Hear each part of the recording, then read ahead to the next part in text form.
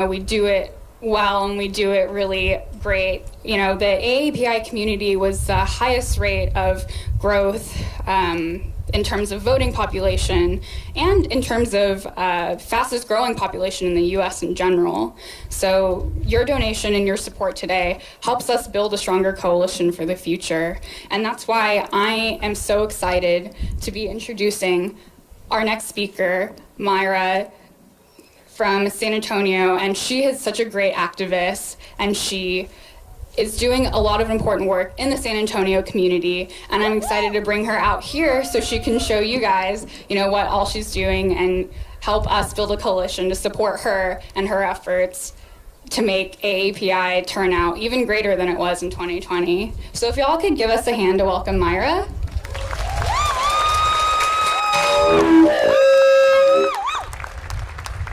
Thank you, Sabrina, for that great introduction. I want to say thank you to all the people that made this possible, to Alice, Ashley, Satvik, CJ, Lily, Pooja, Rio, Kenan, Sabrina, and especially Dr. Colette Pierce-Burnett. You all look great today, and you all sound great. Standing here before you, I really just want to reflect back the power of this moment. It's the power of working together from the spaces we each stand, and the power of the interconnectedness of our work, especially as we face tragedies happening across the nation as recent as yesterday in Indianapolis. It's the power of weaving together of the work of the younger community organizers and activists with the older generations and their legacies, including the existence of ethnic studies, Asian American leaders in the labor movement, Asian American leaders as policymakers and advocates, and plenty more that we benefit from. Yet we still have more to battle. It's the power of the continuity that we have here today between the history we make today and the history we all inherit. The significance of the indigenous lands that we all stand on, and the people among us today whose ancestors fought to survive, and what we can learn from them. The interconnectedness of not only Austin and San Antonio, but also local and national movements within the global diaspora. The alignment of legislative and policy advocacy with the very heart of who we are as we the people, we meaning all of us. The rising out of the model minority boxes created for Asian Americans, coming out of that to unite with Black power and liberation, with who we want to, because of who we are, and our liberation and humanity is bound up in one another, who want to see true liberation become a reality for all people of color and other groups who are oppressed. As we carry on in the work we each do, may we all know more of the power of working together and our interconnectedness, because the junctures of where we all work together, relationally and collectively, is where our work is most powerful and where true change can happen. Before I pass on the mic, I just want to take this time to share words that may not have been spoken here yet in this space. They are words that were uttered not only in the Philippines as far back as the late 1960s and the 1970s to resist dictatorship and imperialism, because behind all of that is white supremacy. Also to support workers' rights, and today here in the US, we see immigrant workers often the target of workplace-related violence, along with gender violence. But these are words that were uttered in Hawaii to resist gentrification and across the US to fight for ethnic studies. With these words, when you repeat them, know that you create continuity in history and strength between the individual work we each do and the shared work we all contribute to. And with these words, I just want to encourage everyone. And I'll first translate before I invite you to repeat after me. Makibaka, which means join us in the fight. Keep standing together in this fight. And wag matakot, which means don't be afraid. Makibaka! Wag matakot! Thank you. Stay strong.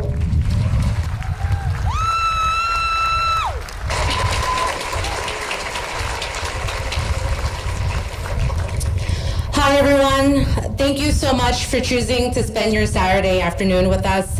My name is Lily True, and I am the proud daughter of Vietnamese refugees.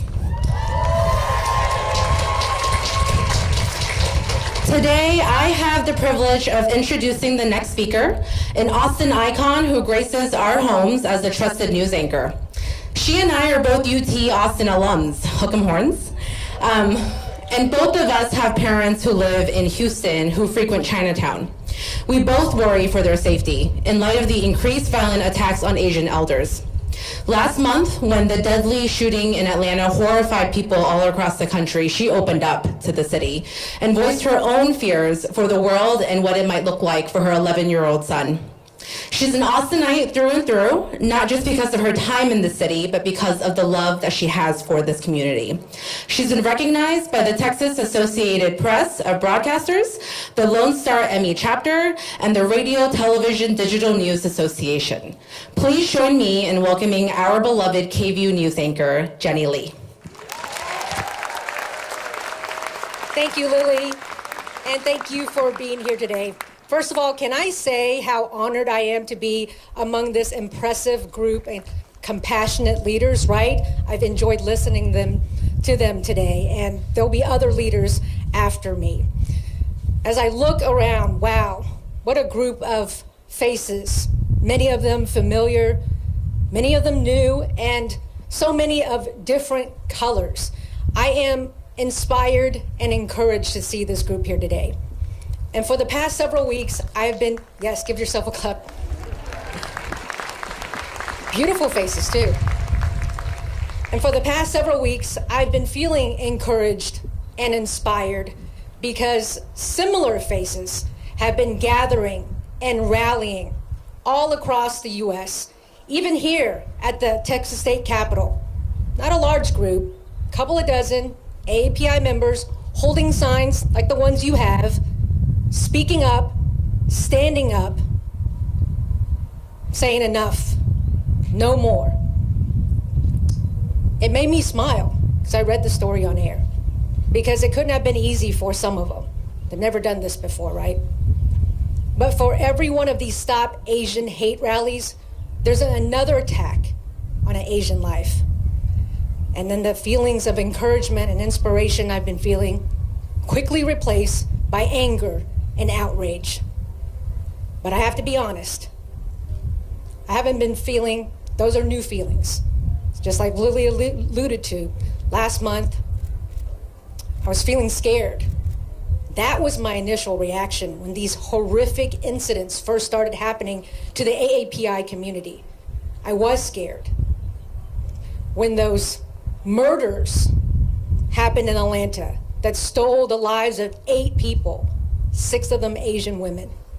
And then the images of the attacks against our elderly, the beating of that mother in front of her child who was crying, that shook me to my core. It scared me. I took my family, checked up on my father, an elderly man who lives by himself, who frequents Chinatown, as Lily was saying, goes and plays ping pong by himself all the time. Checked up on my other loved ones who live in New York, San Francisco, Dallas, here. Scared for people who look like me, many here in the crowd. Scared for myself, scared for my son who's here, scared for his future. I said that in a commentary on KVUE just last month. In that commentary, I also shared an ugly incident that happened to me in December. It was the first time I mentioned it. I didn't even tell this to my husband because I've stayed silent on incidents like this. We had just visited a small Central Texas town to see their Christmas lights. And I posted a small video of that on my Instagram account. And someone with a Confederate flag profile posted, "Go back to Austin, you scum. You don't belong in real Texas." Now let's be clear. I've been called worse growing up in Dallas. Racial slurs, right? Many of you have experienced it. Many of us have experienced far worse. I don't tell you this to garner any sympathy. I tell you this because I'm not remaining silent any longer.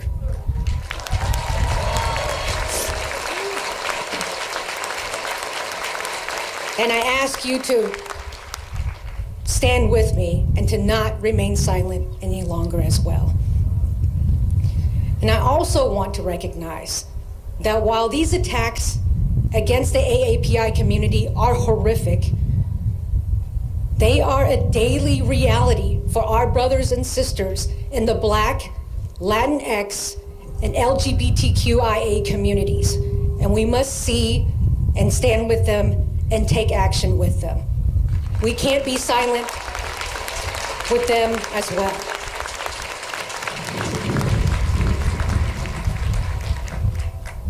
And so as we gather today, if you're scared, that's okay. I am too. I stand with you. Someone recently asked, is this gonna change anything? Is any of this gonna change anything? Honestly, I don't know. But nothing will change if we remain silent. That I do know. Thank you, everyone. Thank you for showing up here today.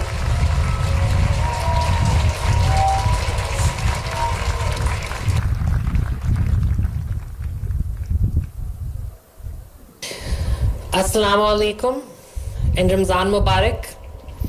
My name is Avais Azhar. I'm an international student from Pakistan and serve on the leadership team of Planning Our Communities, or POC. I'm also a member of Hush, Texas, Austin's very own LGBTQIA South Asian group.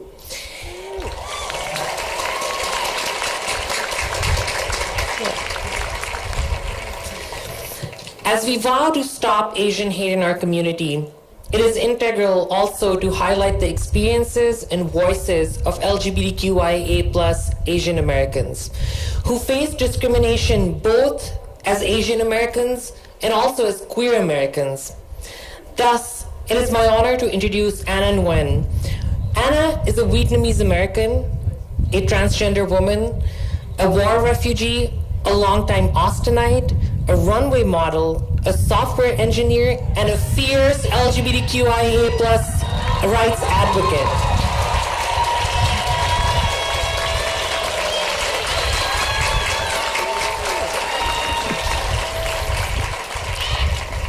Anna is the current president of PFLAG Austin and has served on its all-volunteer board for 6 years. PFLAG is a national nonprofit that unites LGBTQIA+ people and their families and allies to support, educate, and advocate for their rights. And also volunteers with other local organizations and has won many honors for her leadership. Please welcome my dear friend and fellow advocate, Anna Nguyen.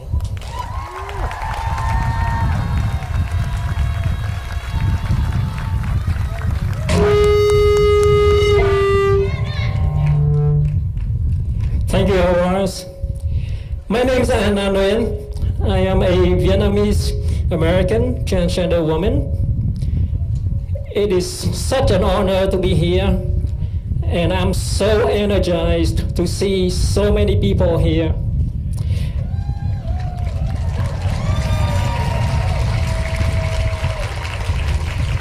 I want to speak to you today about unity and about how even as we seek to unite, there are those who will want to divide us. We are here today because xenophobic rhetoric has resulted in violence against AAPI people ratcheting up by 150%. We are here today because elderly Asian grandmothers are being knocked down and stomped on.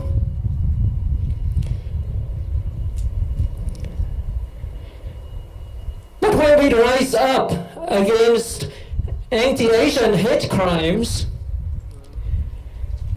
there are people who will say, what's the matter?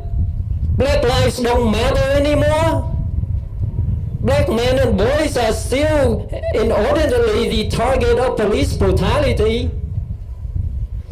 They will say, And what about the killing of transgender women of color? And they will say, what about mass shootings? And what about the atrocious rise in domestic violence during the pandemic? And what about the unprecedented suppression of reproductive freedom?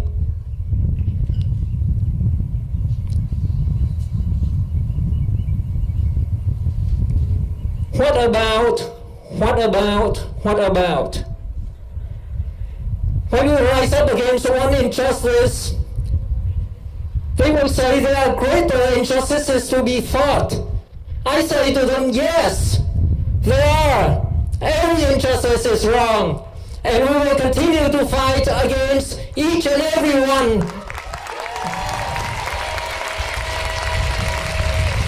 Every injustice is worth our time, our effort to shed light on and to fight against. They will try to get us to compare our sufferings and our oppressions. They will pit Black Lives Matter against anti-Asian hate crimes. They will pit the travesty of the unhoused against the tragedy of mass shootings, domestic violence, against freedom of reproductive choices. They will try to get us to compare the damage suffered by oppressed groups. They will use that to divide us. They will use that to pit us against one another. They will try to distract us. When we compete with each other on how much each of us has suffered, which of us has suffered more, that helps the oppressor, never the oppressed.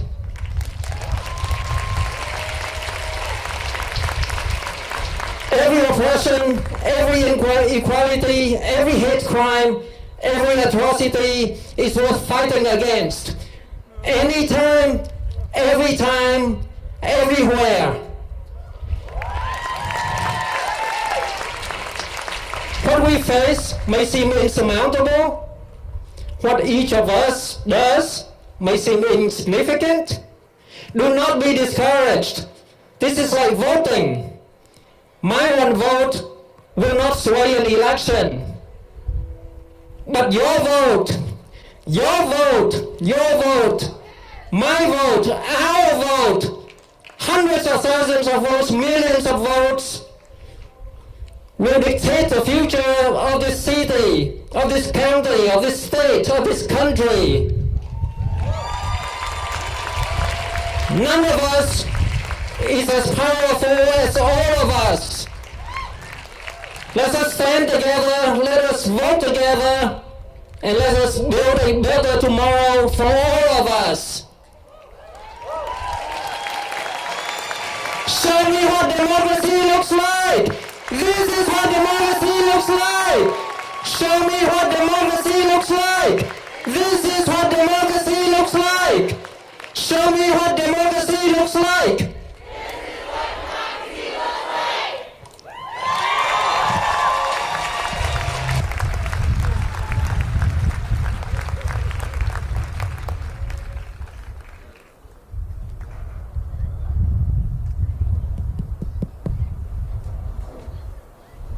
Hello. Thank you for showing up for us and for standing in solidarity with us as we condemn hatred towards AAPIs. I'm Rio, I'm Hapa, and I wonder if that makes me twice as likely to feel isolated. This feeling of stigmatization has been amplified recently due to the violence toward our communities.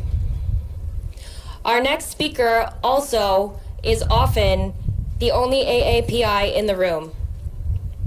A gun violence prevention advocate and former state organizer for Moms Demand Action for Gun Sense in America, Becca DeFelice became involved in activism after her daughter's first grade class participated in their first lockdown.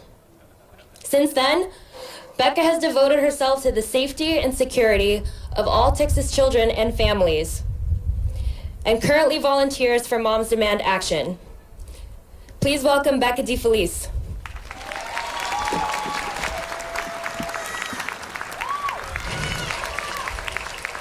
Thank you.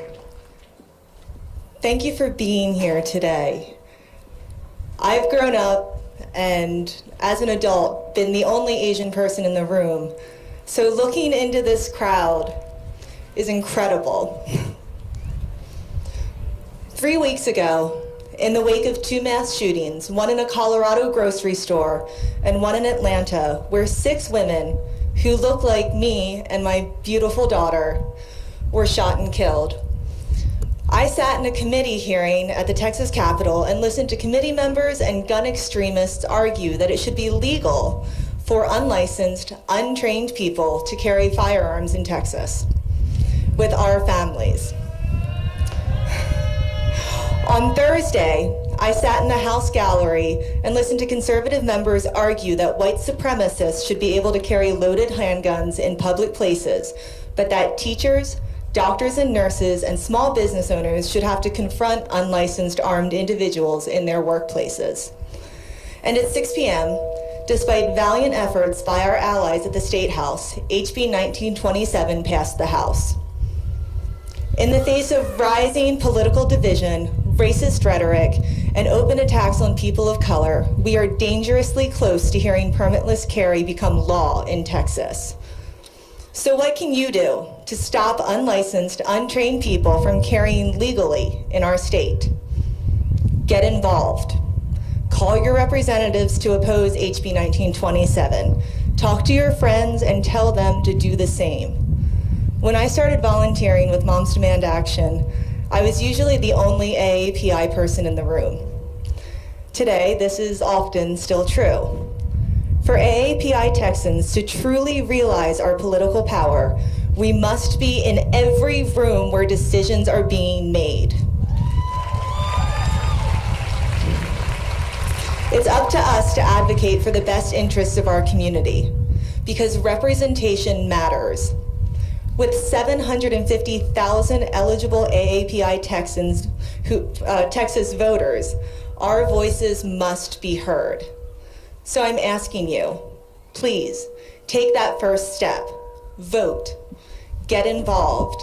Unite as an AAPI community to have our collective voice become so loud we cannot be ignored. And remember, in the beginning, if you are the only AAPI person in the room, look for an ally. Allies. If you see a single AAPI person in the room, welcome them.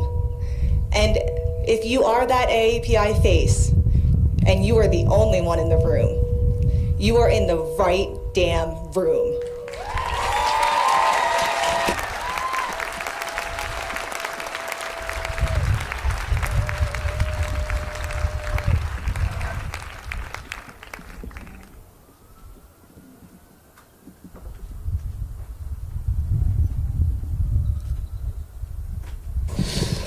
My name is Zohaib Zo Gadri. I was born in New Jersey and raised in Texas, and that's what I tell people when they ask me, where are you from? I've learned, however, that the correct answer, at least in the minds of those asking the question, lies beyond the borders of this country. As Asian Americans, it seems that we're totally tied to the origins of our ancestors, as if we've wandered too far west of the Atlantic or too far east of the Pacific. But what if I have not wandered anywhere? What if I am home? Where are you from? The expectations underlying that question are often innocent, but those expectations preserve the perception that we are visitors, and to our biggest antagonists, invaders. And when you're a visitor, you keep your head down, your mouth shut, and remain docile to those who graciously let you in. Our ethnic origin is an important introduction to our story, but the plot is where we ended up. I am honored and humbled to introduce our next speaker, Muna Hosseini. Muna is a mom, a tech executive, and accidental community activist. After 9/11, she was a victim of several hate crimes because she's a visible Muslim woman. But being a victim doesn't define her, and she has been sharing her story for over a decade. She knows that hate is taught and that it also cannot thrive in the face of experience, humor, and fierce love. Muna is the Muslim voice on Three Righteous Mamas, a new podcast on the Texas Signal, where a queer, Latina, and Muslim mama talk about how we build that world for all of our kids. Here she is, Muna Hosseini.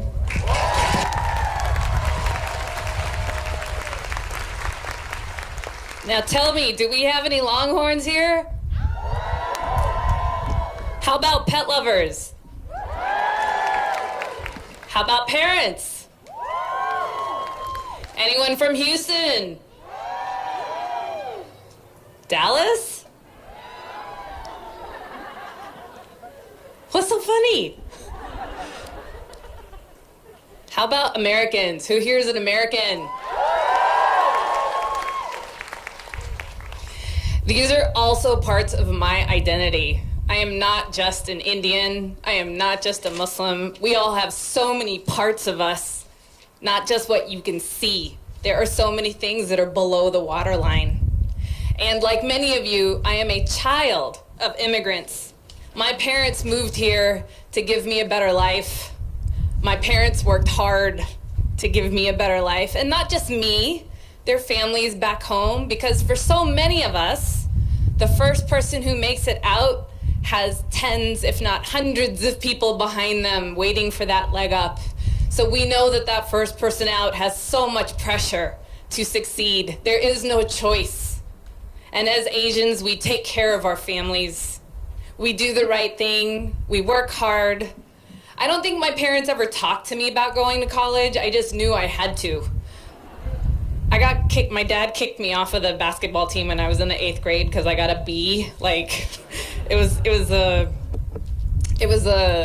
wasn't even a conversation. I just knew like my life was over and I had to keep my grades up. But like that conversation wasn't there. It was just known.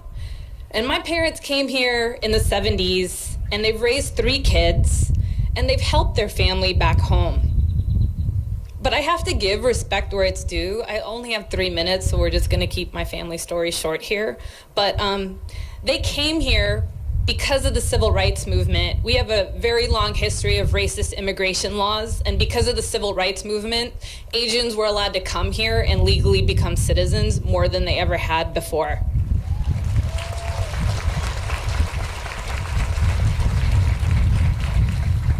My father went to a college in Oklahoma. He moved here in the 70s, and he was able to go to his Master's of Petroleum Engineering program because he was not Black.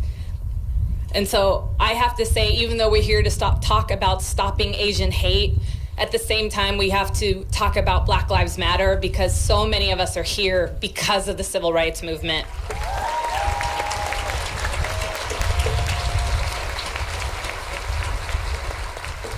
Our stories, all of our stories are tied together, period. So as I was saying earlier, my parents are in their 70s. They live in Dallas, and I visit them as often as I can. I'm at this weird phase where I worry, like, oh my gosh, is this the last time I'm gonna see my parents?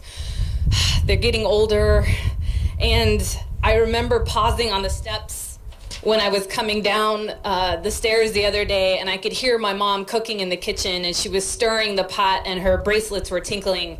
And my dad was rustling the newspaper at the breakfast table, and I started to cry because I was thinking about the lives my parents have led, and I was thinking about the news and how our venerated elders are coming under attack.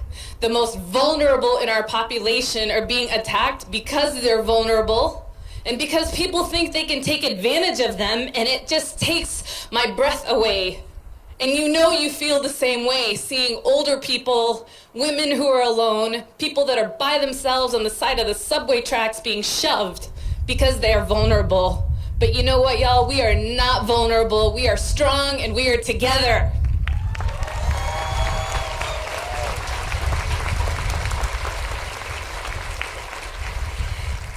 I I remember the night that Trump was elected, and I remember falling apart because though he did not invent racism, he did give racists and bigots permission to come into daylight. And I know what it feels like to be attacked and be vulnerable, and it's scary because you don't know when something's gonna happen. You could follow all the rules, you could be in public, it could be daylight, you could be in a group, and yet all of these people were attacked. And I've had to do the work to show up and be able to sit in my office where it is an open workspace and work. Like, vulnerability is not something that leaves you at any moment in the time, but it is a choice to show up in spite of that fear. And I encourage all of y'all to make that choice to not only show up, but celebrate, because this is our home and we belong here. So say it with me. This is our home. What is it? Louder. So you've heard the stats. Somebody said 150% increase in racist attacks against Asians. I've heard 200%. Let me tell you, after 9/11 happened, I was threatened at work, 1. I was run off the road while I was driving, 2. I was spit on, humiliated, and attacked on a plane. I was almost stabbed in public. I'm gonna stop at 5. There's more, but let me tell you, I never reported any of them. So you wanna talk about a 200% increase? That's just the data, and that's just what's reported. We all know the racism and the incidents are more than that. We all know that. And I can speak about pre-9/11 racism, and we all have those stories, you've heard them, and we can talk about post-9/11 racism and the hate incidents that have happened. There's more, and we cannot be quiet. Things are changing. Accountability is starting to be part of the equation, and I love that all of you are here because this is all of our fight. Everyone deserves to be safe, period. So here's what I know. We are each other's keepers, and we will continue to show up, we will continue to organize, and not separate, but together, because our power is together. We are each other's keepers. Let's say it together. So get involved. Join the PTA. We are paying those taxes after all. Let's talk about what our schools teach. Let's support the representatives, like the ones who are showing up today, to be our voice. But also meet your neighbors. We know we have the best food. Feed people. They will be our friends. Because we must know each other to like each other, and like each other to trust each other, and that is where our strength comes from. And do not forget to celebrate who we are, because sometimes just being is radical enough. And be joyful in spite of that fear, because our joy is ours and no one can take it away. So this is our home. We cannot be silent anymore, and this is how we turn the world, because it will not turn us. Thank you all.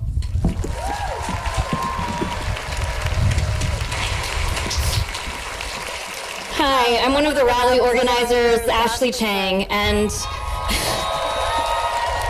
I am not the first in my family to stand here on this campus with a gut full of fear, but a heart full of purpose and an eagerness to get to work. Because my great uncle was the first in my family. My great uncle was the first in my family to immigrate here. And he did that because he got a job at Houston-Tillotson. And back then, historically black colleges and universities were the only place that educators of color could get hired. So this place, these people, this history here is literally the reason why I can stand here today and call myself an Asian American. And in 1969, my grandmother got to move here as a direct result of the Immigration and Nationality Act of 1965, which was passed as a direct result of black-led civil rights movements. And that is just one family's example of one family history that shows the importance of coalition building across communities of color. It shows that coalition building is essential for our survival. But how do we do this work across communities here, of collaborating, and as our next speaker says, of co-laboring and co-agitating? And how do we do that work in a way where we can maintain our own nourishment and our own joy? Well, I'm very pleased to announce our next speaker, Virginia Cumberbatch. Virginia Cumberbatch is the co-founder of Rosa Rebellion, a platform for creative activism for and by women. She's also the co-host of the new podcast, Gen Activist. And y'all know that I should just shameless plug. I have a podcast, it's called The Rabble. But I want you to get your phones out right now and subscribe to Gen Activist so that you can hear about intergenerational dialogue about topics like spiritual activism and the work that we need to do. Plus, her badass grandma is one of the co-hosts, so like seriously, you guys really need to listen to this podcast. Virginia is also an educator, an author, and the recipient of the 2016 Anti-Defamation League of Austin's Social Justice Award. She's like a young sage with impeccable style. But before I bring Virginia on, or after I bring Virginia on, I also want to welcome our speaker after that. It is a great honor for us to be able to announce Nelson Linder as the next speaker, the president of the NAACP of the Austin chapter.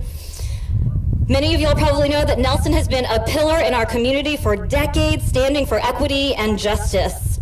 He's won many awards, most recently including the ACC Lifetime Achievement Award and Porter Cesar Chavez Award. Thank you so much. Let's please welcome Virginia Cumberbatch.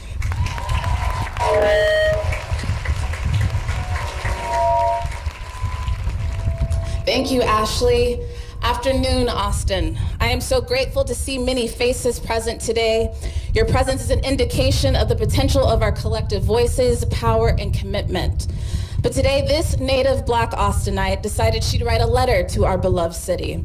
A letter I hope encourages and emboldens, but also serves to challenge and confront those things we have allowed to persist and those things that we must resist.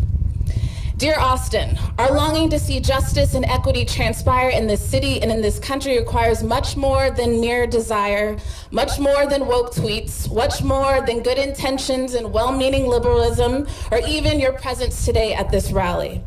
No, it required deliberate investment to shift our organizational paradigms, loudly agitate our institutional practices, and our willingness to condemn the unchecked attitudes, assumptions, and authority of white supremacy and the biases that we all carry, that continue to lead us to the dehumanization and brutalization of Asian bodies.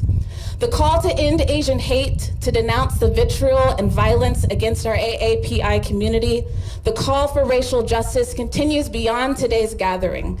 It will require us to interrogate our own understandings, challenge our cultural practices, and yes, show up next month to disrupt problematic policies. Cultural practices that have gone unchecked in a city that for too long we have allowed this narrative of liberalism and progressivism to distract us from the realities of inequity, injustice, and to nurture the indignities of our Asian brothers and sisters in our communities of color. The great writer Audre Lorde said it like this. She said, "I am not free while any woman is unfree, even when her shackles are very different from my own. And I am not free as long as one person of color remains chained, nor is any one of you." Part of this work starts in acknowledging, truthfully sharing, and elevating the stories of our AAPI neighbors. We can't have justice, we can't pursue shalom or call for peace until there is both recognition and repentance for our collective wrongs, and ignoring the shackles or hurt present in our very own communities. This isn't an American problem. This isn't just merely a response to Atlanta. This is a call critical to you, Austin. This warrants much more than our platitudes or political statements birthed out of momentary shame or guilt. It requires intentional, radical coagitation and disruption.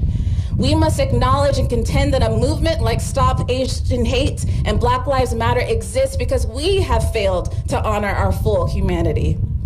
And yes, while the responsibility to reconcile these injustices most definitely rests in those we have elected to office, police officers, and our community leaders, this work also lies in the hands of all of you who consider yourselves a part of the Austin story.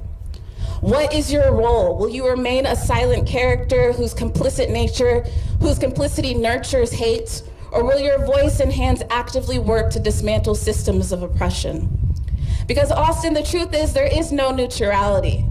We will either leverage your position of power and authority, or perhaps even privilege, to empower and affirm the oppressed, or you will allow privilege